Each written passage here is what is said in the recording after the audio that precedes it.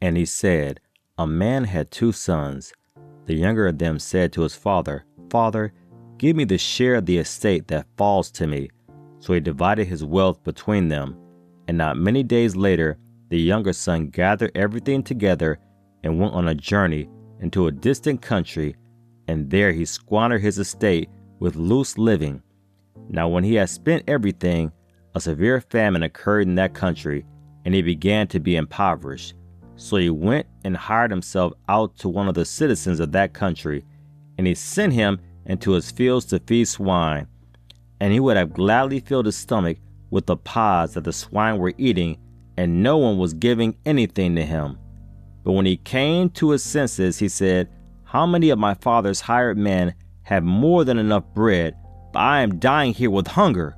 I will get up and go to my father, and will say to him, Father, I have sinned against heaven and in your sight. I am no longer worthy to be called your son. Make me as one of your hired men. So he got up and came to his father. But while he was still a long way off, his father saw him and felt compassion for him, and ran and embraced him and kissed him. And the son said to him, Father, I have sinned against heaven and in your sight. I am no longer worthy to be called your son. But the father said to his slaves, Quickly, bring out the best robe and put it on him, and put a ring on his hand and sandals on his feet, and bring the fatted calf, kill it, and let us eat and celebrate. For this son of mine was dead and has come to life again. He was lost and has been found. And they began to celebrate. Now his older son was in the field, and when he came and approached the house, he heard music and dancing. And he summoned one of the servants and began inquiring what these things could be. And he said to him, Your brother has come, and your father has killed a fatted calf, because he has received him back safe and sound.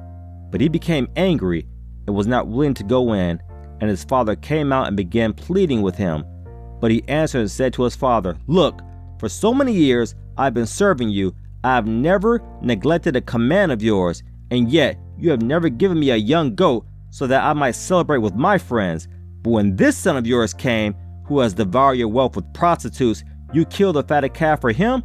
And he said to him, Son, you have always been with me, and all that is mine is yours.